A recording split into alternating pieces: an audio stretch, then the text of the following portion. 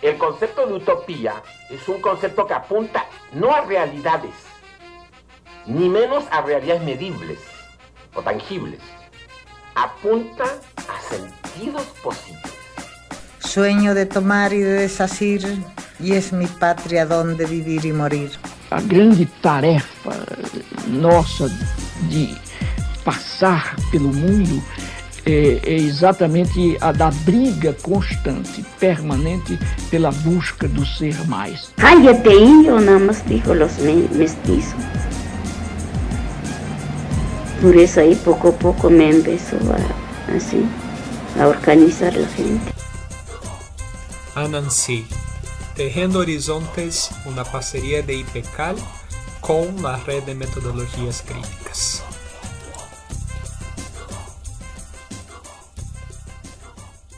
Estamos entonces en Más una Nancy, una parcería de IPECAL con la Red de Metodologías Críticas,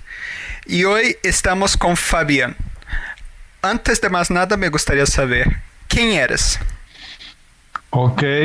muchas gracias primero por la invitación a esta conversación. Yo soy colombiano, primero tengo que decirlo. Estudié filosofía en la Universidad Climent de Ohrid de Sofía, Bulgaria, ya hace unos añitos, en los años 80. Terminé mi carrera en el año 86 y después me he trabajado en Colombia. Yo he trabajado de docente universitario, de investigador, y bueno, ya llevo unas más de un par de décadas de trabajo, sobre todo en dos áreas que son las áreas que más me comprometen mi interés, que es la filosofía y la teoría política, y el campo de investigaciones sobre jóvenes y juventud, que es un campo del que también me he visto reconocido por los trabajos que hemos hecho de investigación en Colombia con el grupo del Observatorio de Juventud de la Universidad Nacional que yo dirijo. Hice una maestría en teoría política en la Universidad de los Andes de Bogotá y estoy terminando mi doctorado, ya un poco adulto, pero bueno, no, es mejor tarde que nunca, como dice el dicho, y creo que ahí vamos, Joao. Tú dices que hay dos cosas que han despertado tu interés, la cuestión de la teoría política y teoría del Estado y la juventud. ¿Qué te lleva a interesarse por esas dos cuestiones? Bueno, inicialmente el campo de la teoría y la filosofía, particularmente la filosofía, es el resultado de militancias políticas de joven, ¿no? De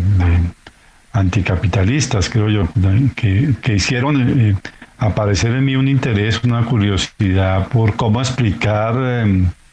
las luchas que desarrollábamos en un país tan difícil como Colombia, lleno de violencias y de restricciones políticas y de represiones, y comprender muy bien pues cuáles eran los objetivos que había que proponerse para transformar el mundo difícil en que vivíamos. Entonces decidí estudiar filosofía pensando que la filosofía me iba a dar como ese sustrato teórico, ideológico, capaz de soportar, digamos, cualquier explicación compleja que respondería a mis preguntas, y empecé a estudiarla en un país que en aquella época era un país socialista, donde pues hice una carrera completa en este campo y comprendí, digamos, en un primer momento qué significaba la filosofía y cuál era la utilidad que tenía con respecto a teorías críticas como el marxismo, por ejemplo, que se suponía era una de las fuentes de nuestra inspiración política, y poder, digamos, comprender también la relación de la filosofía como campo subjetivo con otros campos complejos como el de la ciencia, el del arte. Y en ese trayecto me la pasé unos 20 años, digamos, desde el inicio de la carrera. Empezamos a escribir trabajos sobre autores críticos importantes como Antonio Gramsci, por ejemplo, a estudiar otros momentos de la filosofía occidental que no conocíamos bien, particularmente la filosofía francesa contemporánea, y la incidencia y la importancia del pensamiento latinoamericano como fuente ineludible de inspiración también para comprender lo que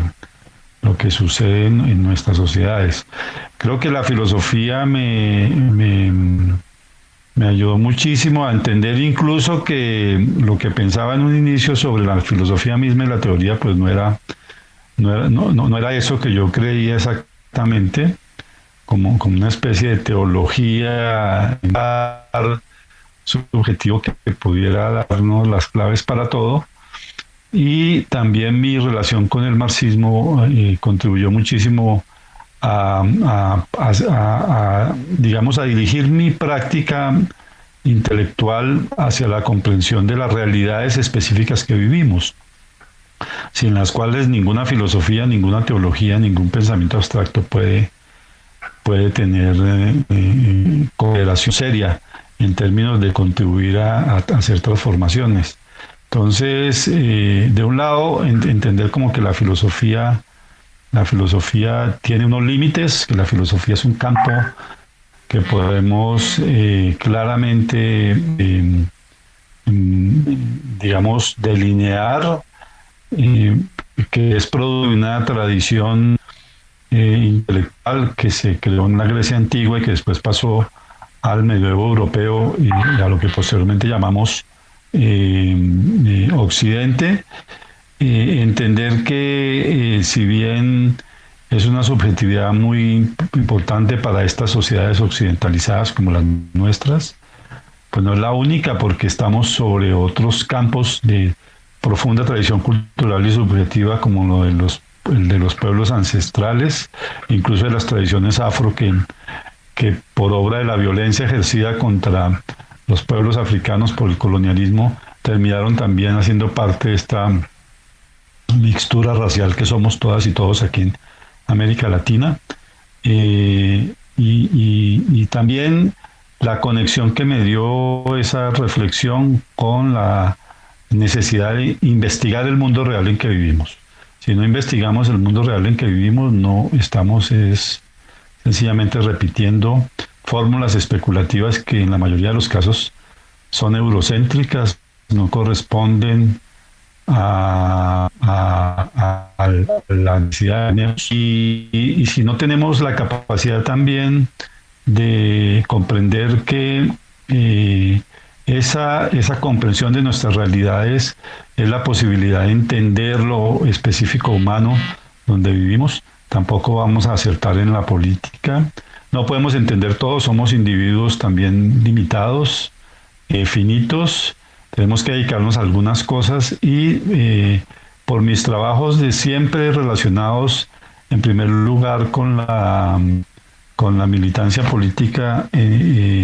mis trabajos comunitarios en barrios populares, en zonas deprimidas de Bogotá y del país, fui llegando poco a poco al tema de jóvenes y juventud como un tema significativo. Las militancias de joven me lo recordaron. Y bueno, y empecé a comprender que desde la universidad, que es un campo donde debe priorizarse la investigación, no se puede hacer observación sobre jóvenes si no se crea una mirada, si no se construye una mirada que solo puede ser el resultado de levantar los mapas, las cartografías necesarias sobre cómo viven, cómo son, quiénes son, en concreto cuántos son, etcétera, etcétera. Toda esa concreción de la vida humana que a veces eludimos, felices pues en ese lugar que parece brillante, pero que a veces es muy improductivo, de la sola especulación. Dividiendo por partes. La primera cuestión que me llama atención es ese camino que tú trazas, ¿no? Que la militancia juvenil te lleva a la filosofía en la creencia de que te va a dar una clave de interpretación total de la realidad, desde la cual todo tu proceso de de conformación como intelectual te lleva a perceber que no es bien así y que toca singularizar la cuestión desde interactuar con el mundo real y vuelves al punto de origen, que es la cuestión de la militancia juvenil, pero ya desde otro lugar, como un intelectual comprometido con las cuestiones de ese sector. Esa primera clave me gustaría entender, porque por más que tengas un alma jovial, ya dentro de las categorías coordinadas de legales, ya no encuadras más en las edades de juventud, ¿no? ¿Cómo ha sido esa construcción de ese reencuentro con la militancia juvenil después de ese ciclo y de ese pasaje por la filosofía? Pues mira, ese ha sido primero el producto de las conexiones intempestivas que la vida misma te arroja, ¿no? No es necesariamente un camino que haya sido buscado previamente con conciencia, sino que en un inicio, cuando me interesé por los temas de observación social, fundamos en la Universidad Nacional de Colombia un observatorio de política social y calidad de vida, un observatorio universitario que tuvo corta vida, existió unos 3-4 años. Alcanzamos a publicar una revista digital en aquellos momentos, de las primeras revistas digitales que se publicaban en el mundo universitario en Colombia, que no creo que haya tenido mayor impacto, pero que bueno, fue un experimento interesante para poder comprender cómo hacer investigación desde lo que se llama un observatorio. Estaba muy de moda en la época, pero yo pensaba ya incluso en aquel momento que la observación no era nada predefinido, sino que la observación es algo que había que, por el contrario, comenzar a definir y precisar muy bien en términos de qué quiere decir mirar el mundo, observar el mundo, construir un punto de vista o unos puntos de vista sobre las realidades sociales a las que estamos abocados. Entonces, en esa experiencia, casualmente un equipo de investigadores y consultores que habían inventado un observatorio de juventud en la Universidad Nacional de Colombia, me preguntaron si yo, como profesor de planta de la universidad, podría ayudarles a coordinar ese observatorio, dado que el profesor que estaba a cargo pues había renunciado a esa opción. Entonces pues asumí la tarea y me puse a leer, a investigar, a comprender un poco con mayor precisión qué significaba el campo de jóvenes y juventud, y fui encontrando pues un interés creciente en profundizar y en crear ideas y análisis con respecto a esta población, no sin vicisitudes, ¿no? Las vicisitudes propias de hacer investigación en nuestras condiciones, que son difíciles, donde casi nadie quiere financiar la investigación y quiere hacer esa tarea. Y bueno, en algún momento incluso que estuve a punto de arrepentirme de decir, bueno, yo ya como que voy a abandonar este camino y voy a dedicarme solo a la filosofía. Y bueno, por fortuna fui encontrando personas dentro de la universidad que venían trabajando tesis de maestría, particularmente el encuentro con la investigadora Liliana Galindo, que estaba terminando su maestría en Sociología de la Cultura y estaba trabajando temas de jóvenes. Y empezamos a hacer como una asociación de intereses que produjo la materialización de una idea que se me había ocurrido ya antes, y era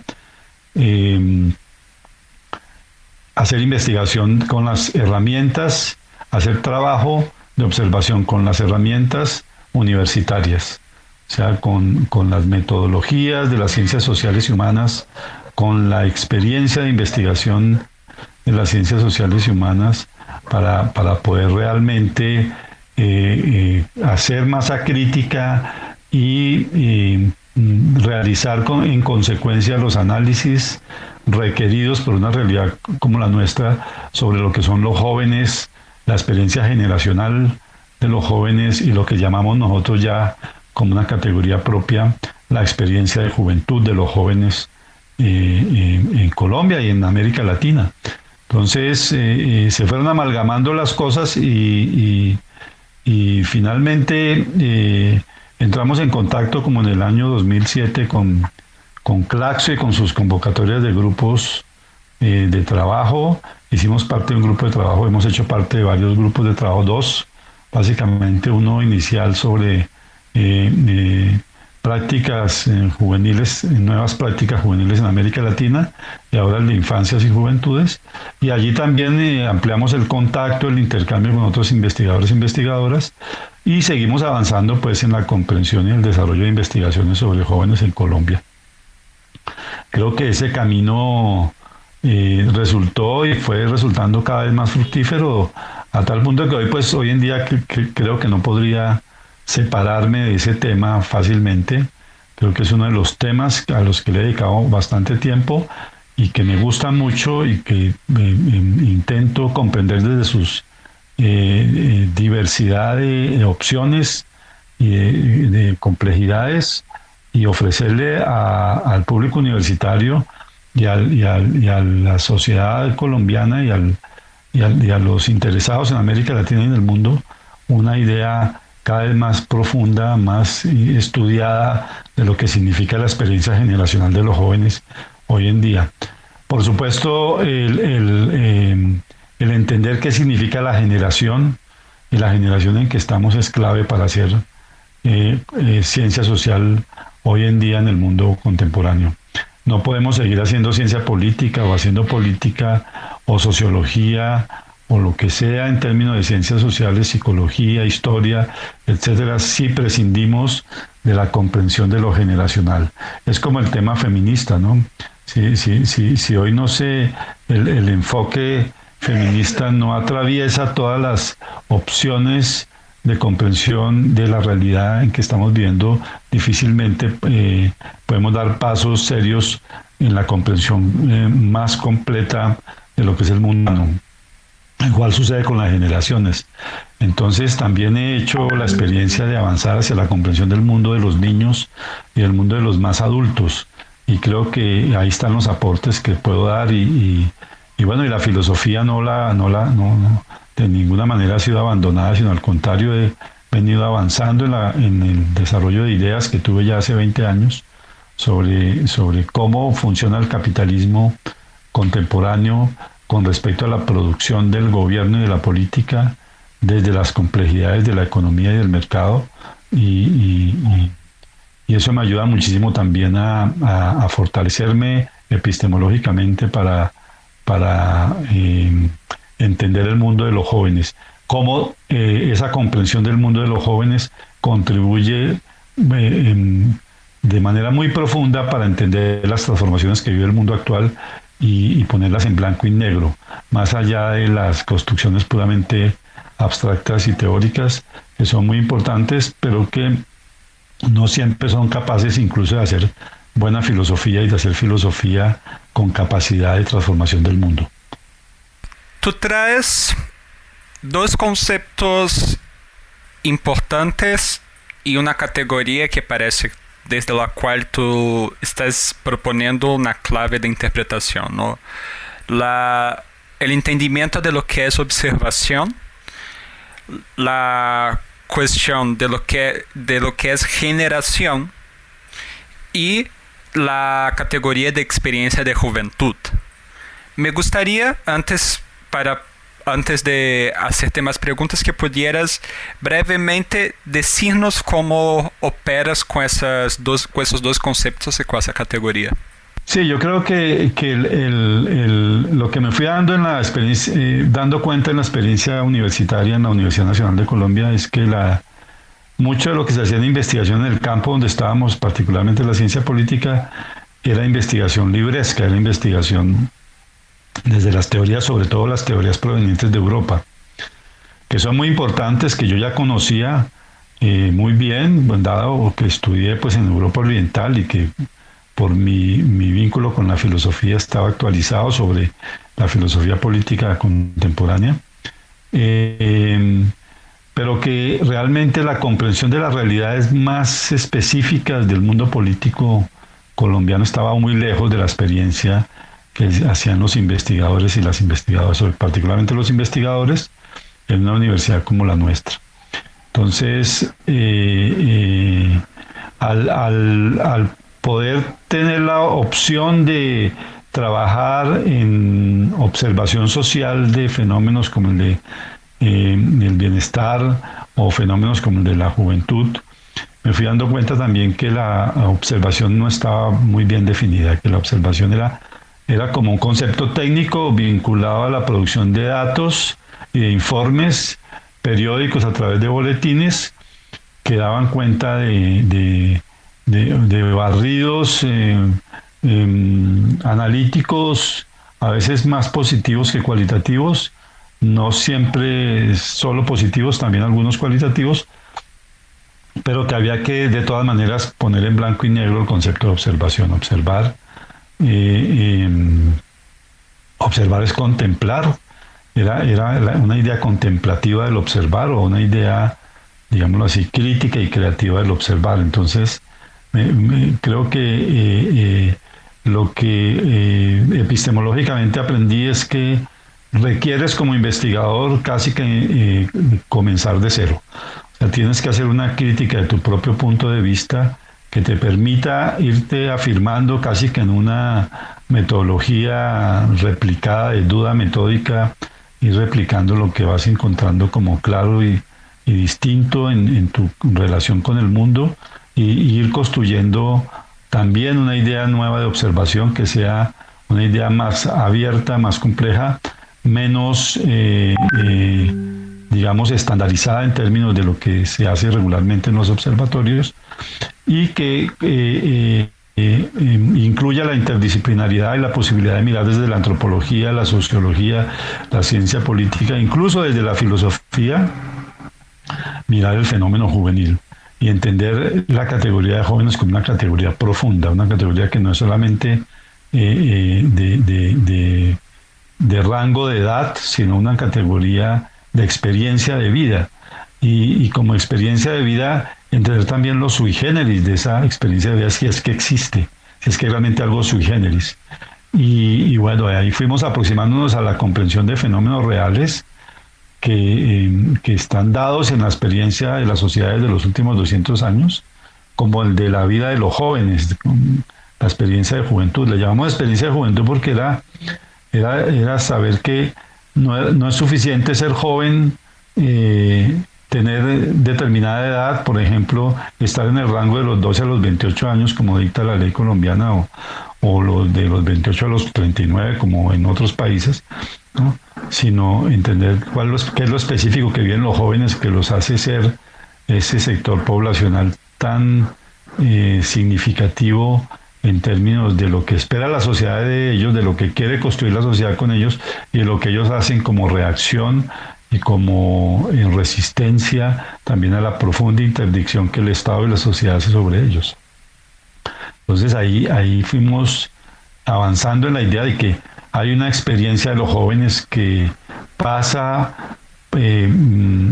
particularmente por la vida en el sistema de instrucción pública, por la vida educativa, que se consolida también en la experiencia universitaria como una experiencia sui generis, que no es solamente de formación como profesionales y en oficios, sino una experiencia de formación ciudadana, ¿no? Y política, subjetiva, de autonomía, y que todo eso que tuvo o fue posible gracias a lo que los psicólogos han llamado la moratoria social, constituye una experiencia generacional novedosa,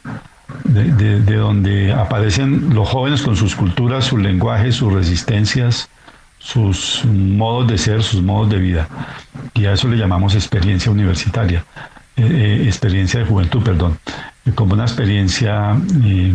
que distingue lo juvenil actual de lo juvenil tal vez de otras épocas, o incluso de lo juvenil de otras culturas, porque en culturas donde el paso por el sistema de instrucción pública no es obligatorio, por ejemplo en muchas de las culturas indígenas nuestras, pues ser joven es distinto y tiene otro valor y otra significación. Y esto nos daba un plus sociológico que ya venía dado en nuestro análisis también, que no es, digamos, no es plena invención nuestra, pero que conjugado de esta manera nos permitía recomprender cómo mirar, cómo observar la experiencia de los jóvenes como una experiencia particular en las sociedades contemporáneas, en las sociedades industrializadas de ahora, porque también esa experiencia es una experiencia industrial, digamos, demográficamente hablando, una experiencia que coloca a los jóvenes ante unas opciones de vida, muchas veces frente a unas promesas de vida que no se cumplen, pero que las efectivamente, y las transitan para hacer de su vida algo que está de algún modo fijado en esos objetivos complejos y contradictorios que ha construido la sociedad actual. La cuestión de la experiencia de juventud, como tú bien apuntas, pasa también por una discusión que me parece interesante, que si bien te entiendo, ni todos los que son nombrados jóvenes pasan por una experiencia de juventud en un país, ¿no? Sí, sí, es obvio, sí, digamos que tendencialmente la experiencia de juventud es una experiencia general que viven los jóvenes en nuestras sociedades. Por supuesto, en sociedades que son más precarias con respecto a la que se llama técnicamente la prestación del servicio educativo, ¿no? En lo que fue convertido la educación pública, incluso en esta época ultraliberal, ¿no? Muchos jóvenes se emigran de la escuela por distintas razones, se evaden la escuela o huyen de la escuela o se fugan de la escuela, ¿no? Y no viven el ciclo completo, digámoslo así, del demorar la obligación familiar y la obligación de trabajo, sino que por necesidades tienen que ingresar desde más temprana edad a trabajar, ¿no? Ayudar a sus familias o a conseguir para su sustento. Esto es claro, pero el promedio de la población sí lo vive, de la población juvenil, ¿no? Las estadísticas en eso son claras, incluso en Colombia, que es un país donde la cobertura de la educación superior es todavía muy pobre, o sea, no llega al 50% para los jóvenes. Entonces, si promedia los tres niveles sabidos del sistema de instrucción pública, el primario, el secundario y el terciario, más o menos el 85% de la población joven pasa por esos niveles, ¿sí? Por el sistema. Y esto lo que significa es que un tiempo importante de la vida de los jóvenes, de ese promedio de jóvenes que es muy grande, sucede en su tendencia de estar viviendo muchas horas al día con congéneres de la misma edad. Y ahí es donde se generan resistencias colectivas semejantes, lenguajes colectivos semejantes, identidades colectivas rebeldes que se oponen pues a la creciente intervención de los adultos sobre sus vidas. Y por eso entonces la visión de lo que llamamos experiencia de juventud es inmensa desde el punto de vista metodológico, epistemológico y sociológico, para entender qué son los jóvenes hoy en la sociedad. Eso no quiere decir que los análisis lleven a la conclusión necesaria de que esa experiencia es la única que pueda ser vivida por los jóvenes y la única que pueda alimentar otras opciones de futuro y de realidad para los jóvenes, ¿no? Hoy en día nos damos cuenta que la experiencia de juventud está en una crisis radical, ¿no? Una crisis que nosotros hemos llamado crisis de inconstrucción, porque lo que se promete para los jóvenes cuando se les obliga a la profesión y al oficio no se cumple, dada la precariedad del mundo laboral para ellos y la imposibilidad de que realicen todo lo que soñaron ser en el proceso educativo una vez que se ven abocados a la vida del trabajo, a la vida laboral. Entonces hay esa crisis de inconstrucción. Lo que nos está diciendo es que el sistema educativo es obsoleto, que es un sistema que promete cosas que no cumple, promete la movilidad social, pero no hace posible que se llegue a ella. No solamente en países como el nuestro, los estudios dicen lo mismo de países como España, por ejemplo, ¿no? O sea, en los países europeos del sur, pero incluso tal vez los más desarrollados, se está viviendo esa ese fenómeno de precarización radical del trabajo para los jóvenes, y esto lo que indica es que hay una promesa incumplida que debe ser transformada y que, por supuesto, cuando damos como hecho la existencia de una inconstrucción, es decir, de que el sistema se creó para una cosa, pero hoy en día funciona para otra, lo traduzco en términos sencillos. El sistema educativo se creó para la movilidad social, supuestamente, desde el punto de vista de la política educativa social del Estado. Que la promesa que hacía el sistema educativo y la sociedad era que la educación, a través de la profesión y el oficio, iba a servir para la movilidad social, pero lo que han encontrado las generaciones de hoy, que son las más educadas, las más informadas, como generaciones de jóvenes, es que no se va a cumplir esa promesa de la movilidad social porque hay precariedad laboral, no hay empleo de calidad para los jóvenes. Eso lo que ha mostrado es la profundidad de la crisis de lo que llamamos inconstrucción. O sea que el mundo educativo que estaba hecho en función de la movilidad es un mundo que ya responde a otras variables, sobre todo a variables de mercado y a variables de precariedad presupuestal, ¿no? De reglas fiscales y asuntos de este tipo. Y entonces todo el aparataje educativo está cumpliendo otra función, que es la de un mercado de servicios educativos y no la de formación de ciudadanos y de sujetos libres, instruidos, cultos, con acceso a los bienes de la cultura que puedan contribuir a transformar la sociedad y la economía misma, ¿no? Y ser recepcionados por la economía en función de una transformación de su modo de vida y de una salida de sus niveles de pobreza o de precariedad económica. Entonces, en ese sentido es que la experiencia de juventud está abocada a una crisis que muestra también los elementos que son obsoletos en esa misma experiencia, pero al mismo tiempo las potencialidades. La crisis que hemos denominado en construcción es también una crisis de potencia, de potencialidades. O sea, el absurdo de que el sistema cada vez funciona menos lleva al aumento de la creatividad de alguna manera de los jóvenes por vivir distinto, vivir mejor, vivir de otra manera, sin incluso valores dominantes como los valores del individualismo y los valores de la economía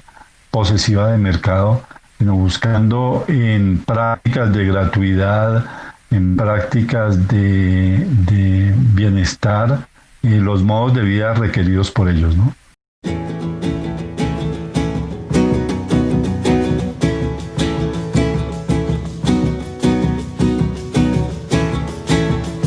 Miren cómo sonríen los presidentes cuando le hacen promesas al inocente. Miren cómo le ofrecen al sindicato este mundo y el otro los candidatos.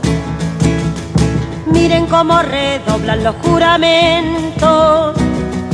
pero después del voto doble tormento.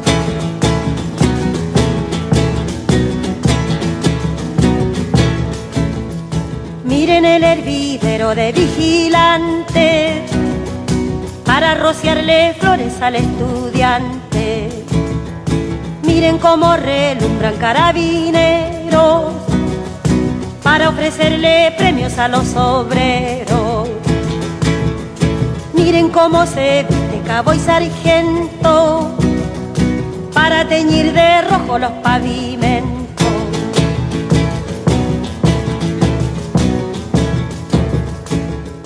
Miren cómo profanan las sacristías con pieles y sombreros de hipocresía. Miren cómo blanquearon mes de María y al pobre negrellaron la luz del día. Miren cómo le muestran una escopeta para quitarle al pobre su marraqueta.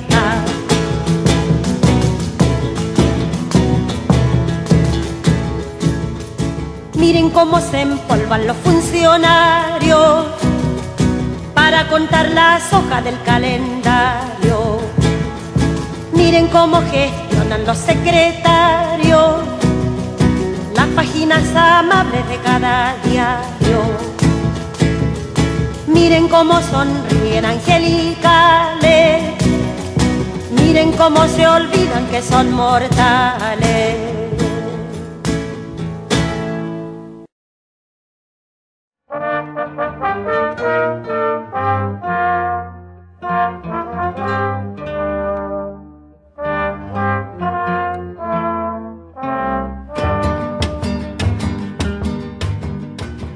Entonces nos indicas una canción de Violeta Parra articulando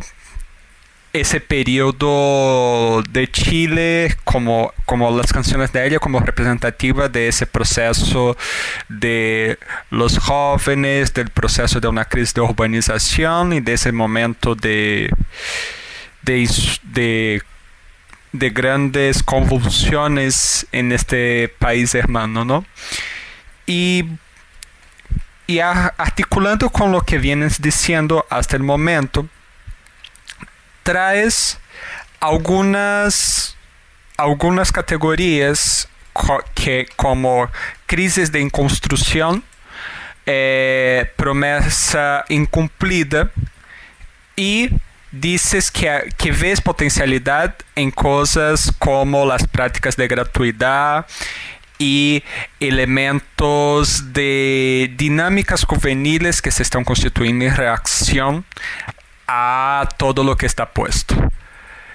Estamos viendo en distintos países esas convulsiones juveniles, ya que hablas de Violeta Parra, sabemos que en Chile los componentes que se han manifestado en ese último periodo, y no digo los 2 últimos años, pero desde los pingüinos por lo menos,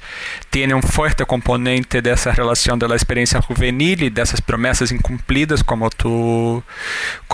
dices, y de sobremanera en los últimos meses también en Colombia ha vuelto nuevamente a la centralidad la cuestión de la juventud, sea por las masacres, sea por las protestas decorrentes de la violencia policial. Y entonces tú estás diciendo desde el principio que el gran desafío de la filosofía es lograr leer en clave de complejidad el real, ¿no? Entonces, en clave de todo eso que estás diciendo, que desde esta comprensión singular que propones de observación, ¿qué has observado en ese periodo, no, principalmente desde Colombia, de esas relaciones juveniles en articulación con lo que vienes diciendo hasta acá? Y te pediría, si posible, también traer un poco, que yo sé que manejas muy bien ese concepto, la relación de esas promesas incumplidas y de la cuestión de crisis de inconstrucción con la construcción de oligopolios, ¿no? Que sé que es un tema que a ti es bastante caro. Las movilizaciones del año pasado en Colombia fue impresionante la manera como jóvenes, digamos, adultos, o sea, jóvenes entre 30 y 40 años se movilizaron masivamente. También los jóvenes universitarios, pero particularmente este sector de jóvenes que ya no son tan jóvenes, o sea, que ya están desvinculados de la fuerza atrayente y centrípeta que tiene, o centrífuga, mejor, también, que tiene la conexión permanente con sus congéneres en la vida universitaria, por ejemplo, ¿no? La existencia de parches, de colectivos, de colectivas, de asociaciones, de grupos, en general de vida colectiva muy densa, se pierde una vez que se sale del mundo del sistema escolar y se entra en el valle de lágrimas, por llamarlo de alguna manera, de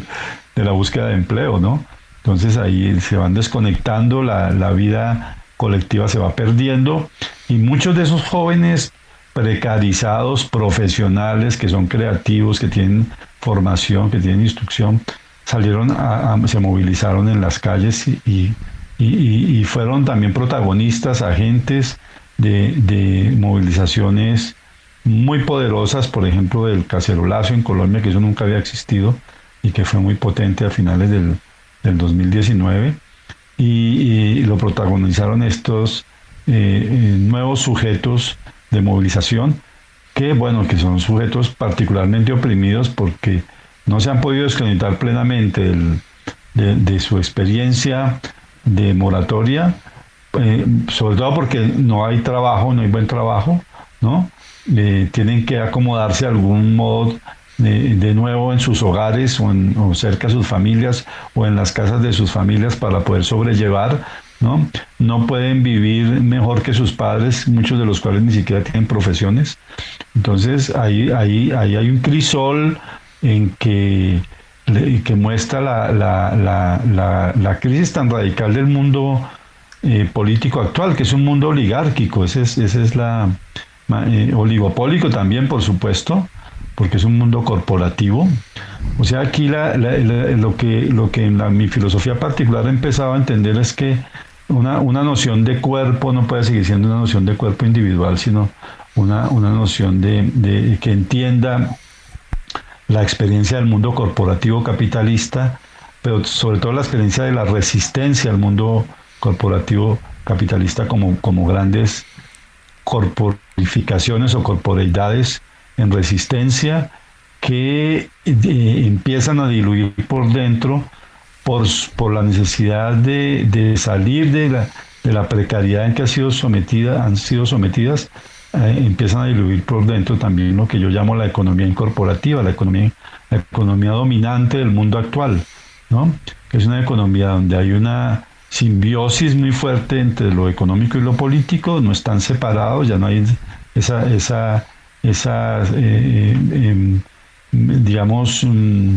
ese carácter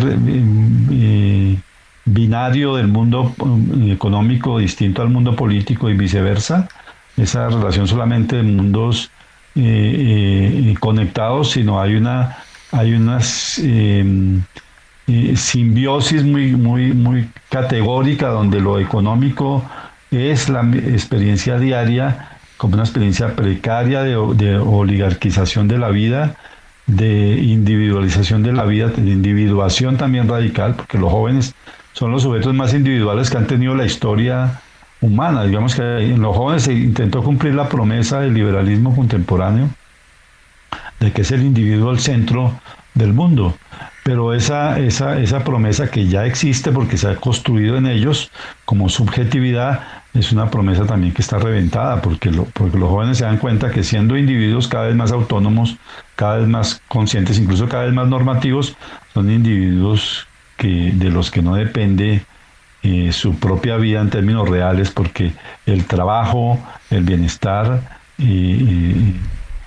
que supuestamente estaba por fuera en la profesión y en el oficio, no está ahí. No. Entonces hay un no lugar del bienestar radical para el joven. Hay una paradoja en la que se encuentra esa individuación radical con esa imposibilidad también de serlo. Entonces, este es un mundo oligarquizado, de pugnaz, donde los lenguajes son cada vez más bélicos, ¿no? Hay una especie de velum generalizado, ¿no? No solamente estamos viendo la experiencia de la envidia general, como diría Marx por allá en los manuscritos del 44, o sea, del comunismo vulgar e irreflexivo del capital, o sea, un comunismo en el que los sujetos todos nos hemos construido como sujetos posesivos, individuados, egoístas, ¿no? Sino también una experiencia de la crisis de esa sociedad construida sobre los intereses de grupos corporativos y de concentraciones de capital inimaginables, ¿no? Sujetos, individuos que son dueños de fortunas mayores a la riqueza de un solo país, pero millones y billones de seres humanos empobrecidos y en situación radical de precariedad. Los jóvenes están en el centro de todo esto. Los jóvenes son sujetos oprimidos multilateralmente y creo que ahí es donde podríamos descubrir la radicalidad del fenómeno de las protestas juveniles que comenzaron en América Latina después del boom de las famosas culturas y de las tribus urbanas, ¿no? Que fue una manera en la que el mundo juvenil se recogió una vez caído el muro de Berlín y una vez superadas las grandes movilizaciones estudiantiles de los años 70 y 80. Parecía que no iban a volver a renacer, pero renacieron hace más de 10 años y se multiplicaron por el continente y por el mundo, y lo que están mostrando es que los jóvenes, que son de alguna manera la nueva clase trabajadora inteligente que se prepara para un mundo tecnologizado y digitalizado, son el centro de las opresiones subjetivas, psicológicas, de género, políticas, económicas del mundo actual, y por eso también son el centro de explosión de protestas y de creatividades de resistencia inimaginadas, ¿no? Están moviendo las coyunturas y las situaciones sociales de una manera tan poco pensada, sorprendente incluso para los adultos, que no acaban de entender por qué se expresan allí todas esas potencias y todas esas radicalidades, ¿no? En clave de lo que estás diciendo, dentro de lo que venimos trabajando, hemos trabajado mucho la noción del diálogo intergeneracional como una posible clave para pensamiento, y queriendo o no, tú has hecho eso en la práctica durante muchos años, ¿no? Y me gustaría escucharte, ya que tú dices que también has trabajado la cuestión del niño, del adulto mayor, y desde su experiencia vital, como todos y todas los seres humanos ha transitado y compartido experiencias con distintas generaciones. ¿Cómo ves que esos impulsos de ese componente poblacional de los jóvenes que sufren acciones multilaterales en diálogo con intelectuales, hombres o mujeres, que están en las universidades,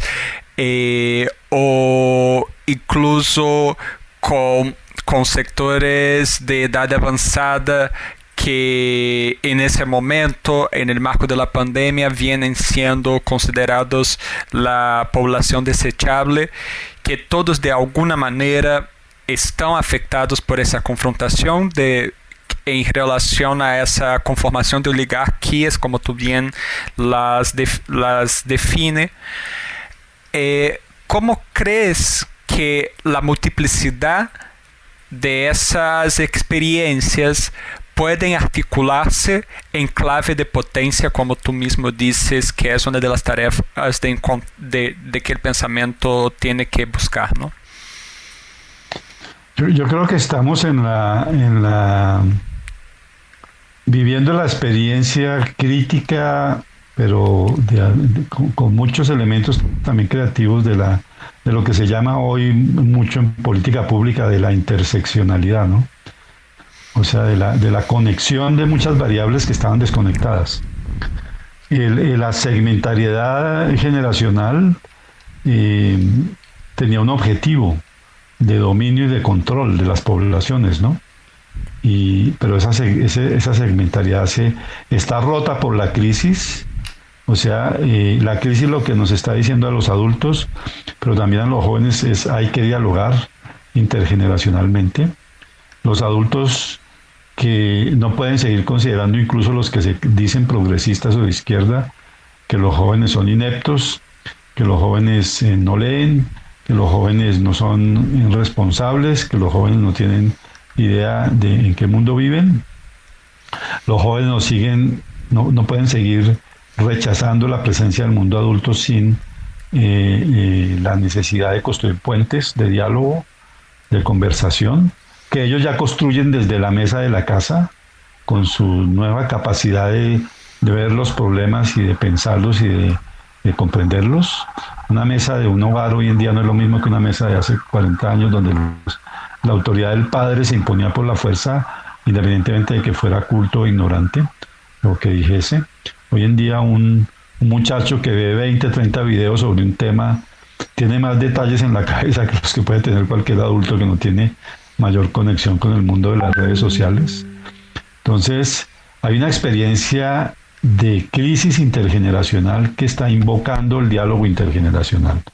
Y la pandemia ha sido el crisol también que ha estallado este asunto, porque fíjate lo curioso, la pandemia ha obligado a los jóvenes a volver a la casa. Se supone que lo que define a los jóvenes es la salida de la casa, ¿no? Y al adolescente y el joven se caracterizan por no querer estar en la casa, por buscar el mundo afuera, el mundo con sus amigos, con sus congéneres, por vivir la experiencia de transitar las calles, de viajar, ¿sí? De encontrarse con realidades que no pueden vivir en la vida doméstica donde son regulados por sus padres. Pero la pandemia los obligó a estar en la casa y a hacer todo esto otro que querían hacer virtualmente. Entonces esto ha sido un asunto pues psicológica, política, socialmente muy crítico, pero también muy interesante porque ha reunido de nuevo las generaciones. Entonces las generaciones, los jóvenes viendo a sus padres y el sacrificio de sus padres por el trabajo que muchas veces tiene que ver con las deudas que adquieren para que ellos puedan estudiar, por ejemplo, ¿no? Los padres viendo a sus hijos con necesidades formativas y educativas que la escuela tradicional no cubre porque está en crisis hace tiempo y no es capaz de leer lo que los jóvenes son, en lo que se han transformado y lo que quieren y lo que pueden sobre todo. Si la escuela leyera mejor lo que pueden los jóvenes, habría una educación mucho más creativa, más compleja, más autónoma, más llena de aprendizajes y no llena de frustraciones como es lo que está sucediendo en estos tiempos. Entonces la pandemia ha reunido unas variables que estaban separadas y ha obligado a unos y a otros a mirarnos de nuevo, a intentar comprender lenguajes, a intentar comprender experiencias de vida y por supuesto pues creo que esta sociedad segmentarizada, sobre todo por el egoísmo del interés oligárquico dominante, de los intereses oligárquicos dominantes, está volviendo a encontrar lo humano de los jóvenes, de los niños. Nosotros decimos, los jóvenes son toda la humanidad de determinada edad. También, así como los adultos lo ejercen. Los adultos ejercen como si la humanidad fueran ellos. Los jóvenes son subsidiarios de esa humanidad, ¿no? Y los niños. Pero los jóvenes hoy en día tienen un potencial sensible, afectivo y cognitivo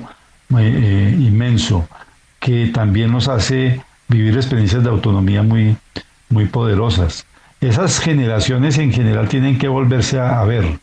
volverse a mirar en sus segmentaciones internas incluso. Los adultos, por ejemplo, que no consideran ese hecho sociológico que ha sucedido en todas partes del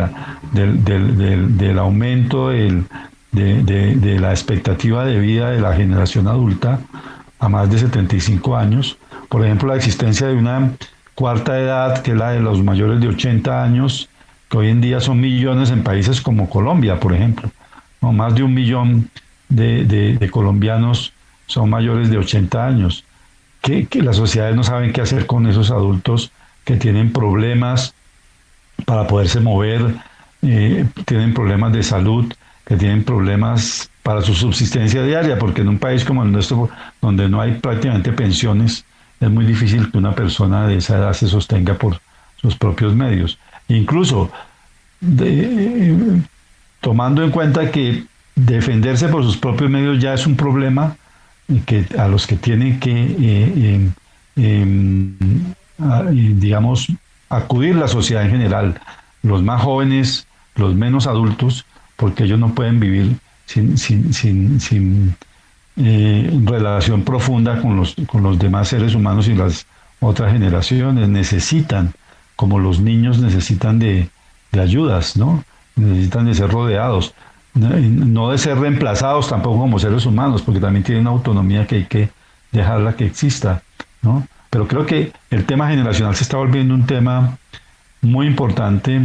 y la pandemia ha mostrado que la definición que se hizo en algún momento de esa segmentariedad generacional en la que unos eran niños, otros ya no eres niño, ahora eres adolescente, ya no eres adolescente, ahora eres joven, ya no eres joven, ahora eres adulto, ya no eres adulto, ahora eres anciano. Eso se tiene que transformar y se está transformando en la práctica. Las familias reencontrándose en la crisis de esta pandemia, que es crisis del sistema oligárquico dominante impuesto en los últimos 30 años como un sistema universal,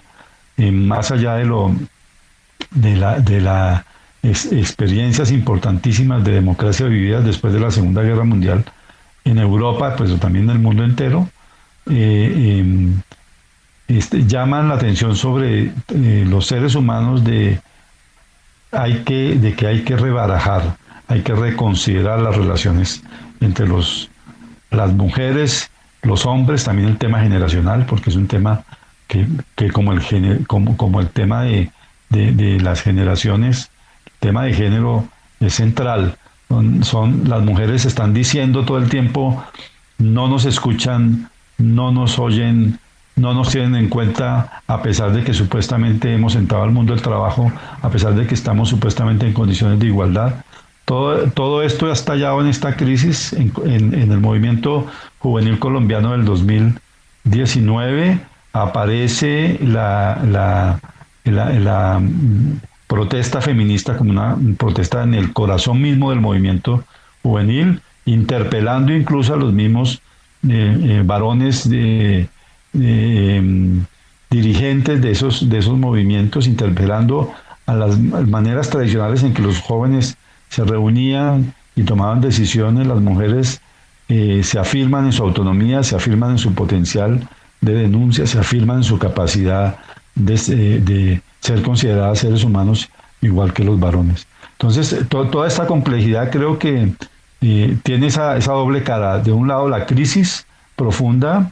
de un sistema, del sistema capitalista dominante hoy, pero de otro lado también la capacidad que tienen sensible los seres humanos construidos bajo procesos de individuación profunda y de segmentación profunda como generaciones o como género, de rebarajar las relaciones sensibles, afectivas, y por eso creo que es una de las convicciones que tengo, que el tema afectivo político es un tema central hoy en día. El tema de lo afectivo no es secundario, no es un tema más, el tema del cuerpo no es un tema más, es un tema central. La política no puede ser hoy si no piensa, por decir algo, la tristeza colectiva que embarga las sociedades hoy en día como producto de la pandemia, o sea, que incrementa ese incremento de la sensibilidad triste de las sociedades como producto de la pandemia, es uno de los grandes temas políticos del mundo de hoy. Rescatando lo que dijiste luego al principio, ¿no? Que tú empezaste estudiando filosofía para buscar claves para entender toda la sociedad y que al final descubriste que replanteaste eso, pero trayendo posibilidades, pero que el estudio permite una interpretación, una comprensión del real singular de una situación. De eso que venimos hablando y de que tú trajiste múltiples elementos para la comprensión de este hecho complejo, ¿qué claves, para retomar la idea de las claves, singulares, posibles en el momento histórico, crees que son vitales? Tú ya trajiste una ahora al final, ¿no? La cuestión de lo afectivo, la cuestión de la posibilidad de pensar más allá de la segmentación, pero y la articulación no solamente de la cuestión generacional, pero la cuestión de género. Pero además de esas, ¿qué claves para ti son centrales para pensar esa problemática hoy y pensar cómo articular esta amálgama creativa que tú vienes destacando como muy importante que se está generando, ¿no? Bueno, digamos que no es tan fácil decir existen estas claves. El análisis y el estudio nos lleva a plantear esto que ya hemos planteado anteriormente en relación con la segmentariedad y con las resistencias y con la creatividad social que se opone a una hegemonía de prácticas económicas, políticas, culturales. En la experiencia que hemos hecho en el Observatorio de Juventud de la Universidad Nacional, pero que yo he hecho como investigador y como filósofo, también es pensar que la mayor crisis que experimentamos, que es esta, del mundo capitalista contemporáneo, que es una crisis que ha generado la tristeza general, también como correlato negativo de la envidia general y del egoísmo general y del comunismo, de la propiedad privada, esta sensación que vivimos hoy de impotencia también es no más que el descubrimiento de la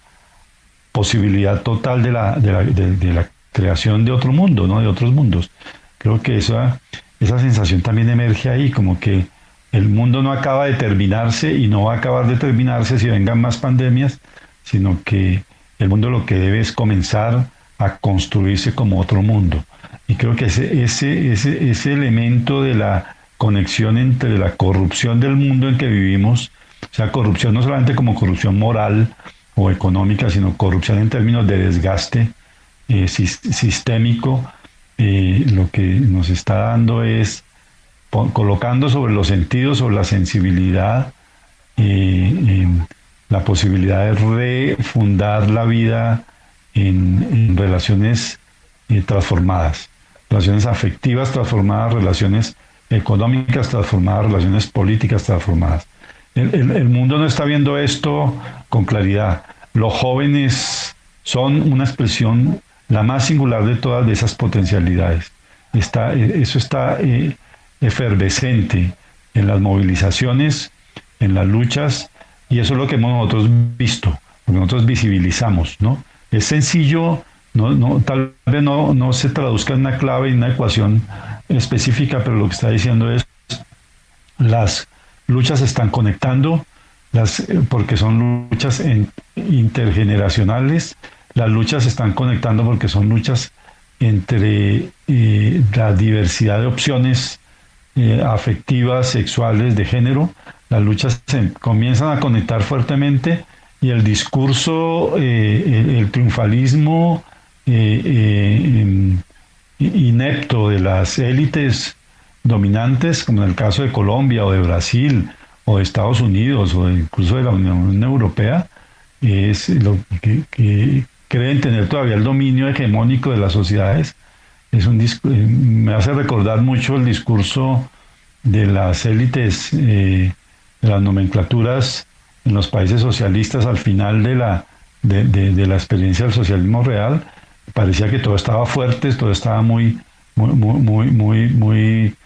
articulado en términos de fuerza del poder y de fuerza de la hegemonía, y resulta que lo que teníamos era un cascarón sin una estructura realmente consistente, que se vino abajo después de un ciclo de movilizaciones muy fuertes. Yo creo que el ciclo de movilizaciones fuertes contra el capitalismo y su crisis actual está dándose y se va a ir profundizando. Y yo creo que el estudio de los jóvenes, la comprensión de lo que significan como seres humanos hoy, en estas circunstancias, el joven nativo digital, el joven autónomo, pero también plegado a las reglas del orden capitalista, en la crisis humana de este joven que es muy fuerte en conocimiento, en responsabilidad, pero también muy débil en cuanto a capacidad de vivir la crisis de lo que se les impone como precariedad. esas contradicciones radicales están generando el caldo de cultivo efectivo para construir sobre eso mundos mejores, mundos de bienestar distinto y de interrelaciones muy complejas que están anunciadas en las movilizaciones entre, por ejemplo, pensamiento y cuerpo, entre conciencia y experiencia afectiva, ¿no? Ya la cuestión no solamente de cabeza, de conciencia, como se pensó durante una larga época, sino es una cuestión de complejidades de sentidos, de afectos, ¿no? Donde el pensamiento ya no es la mente, el pensamiento es el pensamiento de los sentidos, ¿no? El pensamiento ya no está despojado de su organicidad sensible, no, está enriquecido de afectos y de sensibilidades, y es ese enriquecimiento de afectos y sensibilidades lo que podríamos llamar pensamiento. Entonces creo que aquí hay una dimensión de potencial que nos indica que podemos cambiar el mundo en que estamos. Esa sería la clave. O sea, se está viviendo la posibilidad de esa sensación de poder cambiar y transformar el mundo más allá de las claves que aprendimos, de las estructuras en las que nos educaron, en las que nos formaron, de las categorías morales, prácticas, políticas y económicas que nos impusieron. Y esto me parece muy importante y es producto también de la investigación que hemos hecho y del recorrido biográfico que hemos realizado. Para cerrar, entonces, me gustaría saber cuáles son tus sueños. Bueno, yo realmente el sueño, digamos, aprendí desde joven a pensar en el alcance, la profundidad y la confianza que tenemos en eso que llamamos sueños, ¿no? Aprendí críticamente, lo que quiere decir, aprendí a desconfiar de empeñar la vida o los propósitos de la existencia cotidiana en unos ideales que, siendo aparentemente justos y muy armoniosos desde el punto de vista de su coherencia argumentativa, a veces no nos permiten discernir el mundo de verdad y ver las opciones que tenemos y los límites también que tenemos. Entonces, yo creo que en ese sentido mis sueños son un poco distópicos, ¿no? Por utilizar una palabra que se ha usado mucho. Son más disutopías, la disutopía de apersonarnos de nuestra propia capacidad afectiva de construcción de mundos diversos, que es posible gracias a la profunda crisis de la humanidad y del industrialismo capitalista actual. Creo que pienso en que se están construyendo mundos distintos a los dominantes y quiero participar de esa construcción y quiero apoyar con mi conocimiento y con los estudios que hacemos esa capacidad de construcción. Eso podría llamarse un sueño, tal vez ese sea el sueño. Pensé ya casi a mis 60 años que debía vivir plácidamente la vejez como viene, pues con el privilegio de ser un empleado público y de tener un puesto universitario, pero de nuevo se me abren las opciones de la vida, de volver a experimentar el afecto, de volver a experimentar los hijos, de volver a experimentar el intercambio con la familia, con los vecinos, con la gente de carne y hueso. Creo que tenemos que cada vez más superar la guerra generalizada y soterrada que vive el mundo contemporáneo. En Colombia, no sobra decirlo, es un país de violencias seculares y tengo la confianza de que todo este potencial construido es el potencial que va a hacer una superación positiva de esa situación crítica de deshumanización de la vida en la que hemos vivido durante siglos, ¿no? La experiencia de esta América Latina, de estos países incrustados en cada vez con más fuerza en el sistema capitalista mundial, es una experiencia que nos ha ayudado a ver a las otras humanidades aplastadas por por el colonialismo español y por el advenimiento del capitalismo en este continente, la de las culturas originarias, no quiero decir que no hayan sido culturas contradictorias, históricamente complejas, como todas las culturas, pero a ver que hay otras humanidades que pueden de algún modo y con algunas prácticas y experiencias visibles vivir distinto en su relación con los hombres y con el mundo natural. Ahí está ya el contexto de lo que podría denominarse sueños, que son sueños distópicos, pero sueños que los estamos produciendo todos los días. Yo creo que soñar no es empeñarle la vida a un ideal abstracto, muchas veces incomprensible e incomprendido por el sujeto que sueña, sino soñar es hacer de la realidad una realidad efectivamente positiva, más de alegrías que de tristezas, una realidad de respeto hacia los otros seres vivos, de respeto por la vida, una experiencia en la que importa más el transitar la experiencia con riqueza sensible que el vivir un ideal abstracto que muchas veces, aunque pueda ayudar en ciertos momentos a mover la historia y la vida, no es posible llevar a cabo.